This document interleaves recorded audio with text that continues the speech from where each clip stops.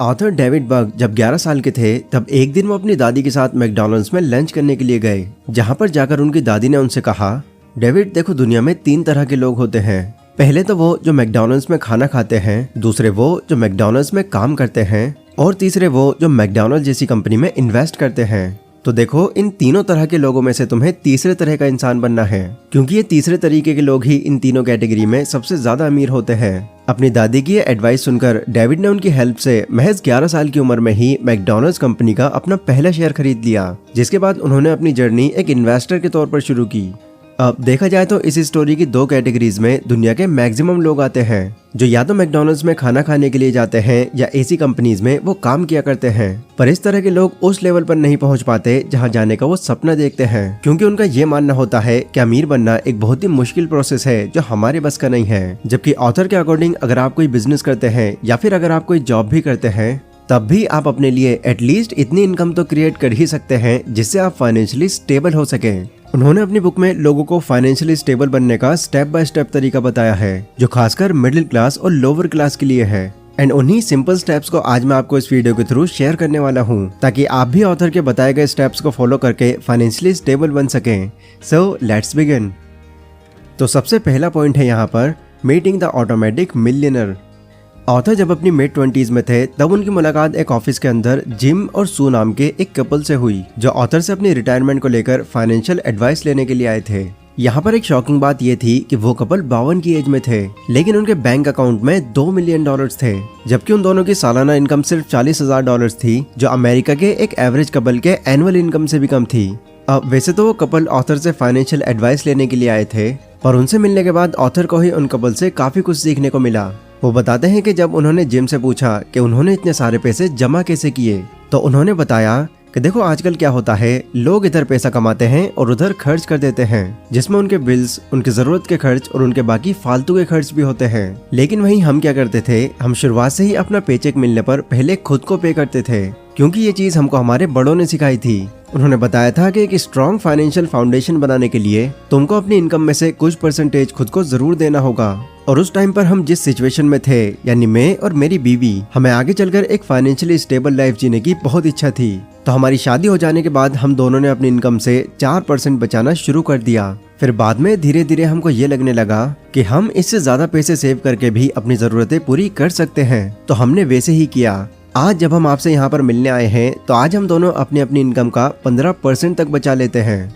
अब उन कपल्स की बातों से जो सबसे पहली चीज ऑथर को सीखने को मिली वो थी अपनी इनकम आते ही सब कुछ लुटा देने की बजाय पहले खुद को पे करना। शुरुआत में हो सकता है ये चीज करना थोड़ा मुश्किल लगे, पर यकीन मानना आप कुछ % अलग सेव करके भी अपने मंथली एक्सपेंसेस मैनेज कर पाएंगे। और यह आपको तभी पता लगेगा जब आप कुछ % ही सही बट इसकी शुरुआत करेंगे।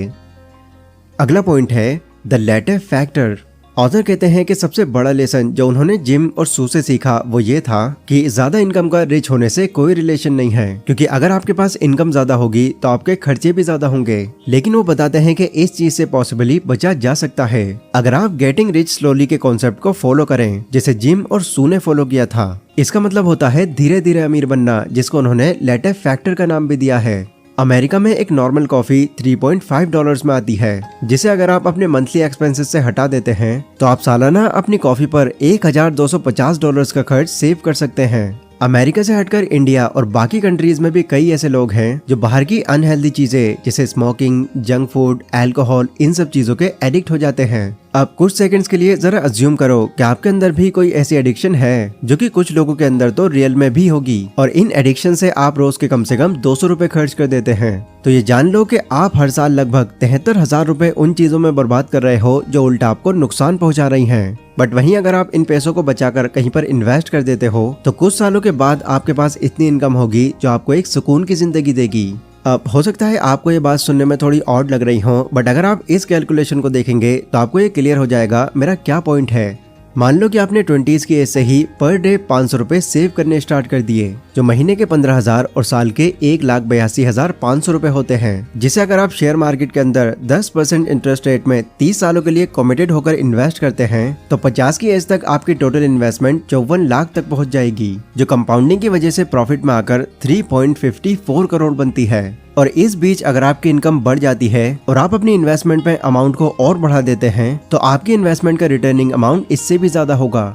अब कई लोग इस प्रोसेस को बहुत ही मुश्किल काम समझेंगे और इसको हवाई बातें कहेंगे, बट ऑथर के इस पॉइंट को ऐड करने का मेन मकसद यही है कि लोग इस डेटा से इंस्पिरेशन लें और फालतू इधर उधर खर्च करने के बजाय पैसों को सही जगह पर लगाएं। एंड अगर आप इतना पेशेंस रखते हैं और पैसे इन्वेस्ट कर पाते हैं तो हो सकता है आपको इस डेटा से थोड़ा कम मिले, लेकिन फिर भी वो उतना होगा जो फाइनेंशियली स्टेबल लाइफ जीने के लिए इनफ हो।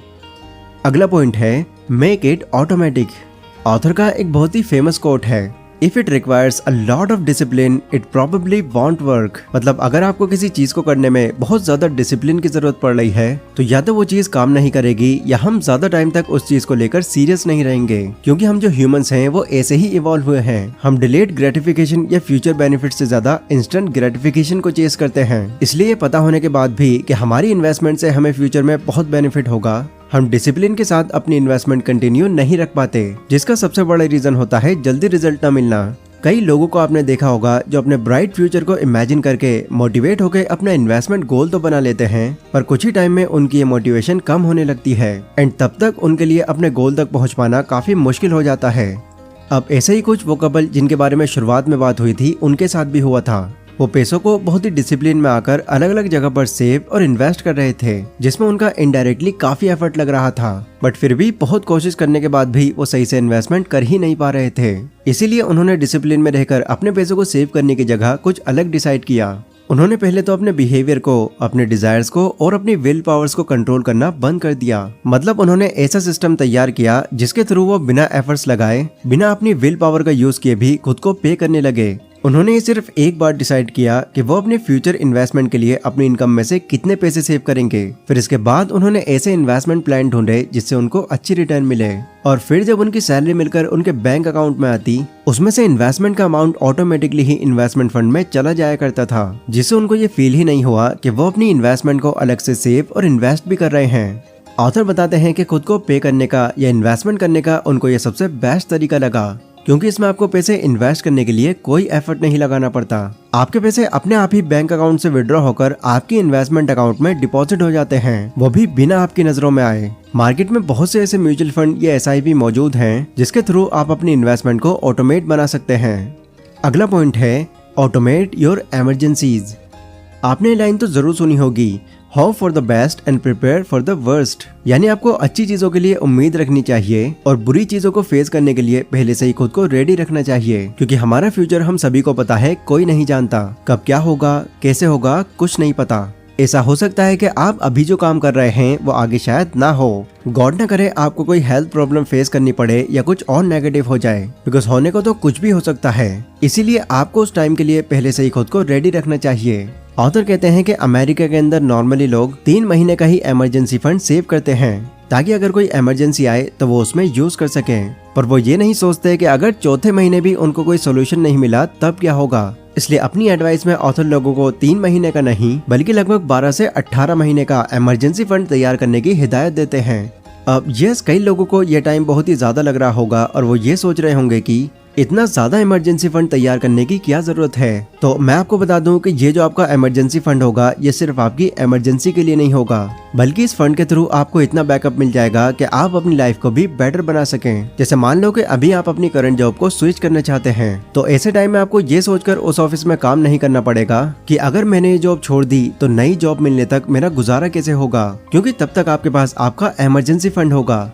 और इन केस अगर आप अपना करियर चेंज करके कोई बिजनेस शुरू करने की सोचें, तब भी ये इमरजेंसी फंड उस वक्त आपके बहुत काम आएगा। आप इमरजेंसी फंड को तैयार करने के लिए भी ऑथर वही सेम मेथड का यूज करने को कहते हैं। मतलब आपको अपने पैसों को स्पेंड करने से पहले एक पर्टिकुलर अमाउंट या कम से कम अपनी इनकम का 5% इमरजेंसी फंड में डालते रहना होगा। एंड क्योंकि ये एक इमरजेंसी फंड है, इसलिए आपको उसके अंदर कंटिन्यूसली सेव करते रहने की कोई जरूरत नहीं है। एक बार आपका इमरजेंसी फंड तैयार हो जाए, फिर फ्यूचर में आने वाली किसी भी नेगेटिव सिचुएशन को आप आराम से हैंडल कर लेंगे।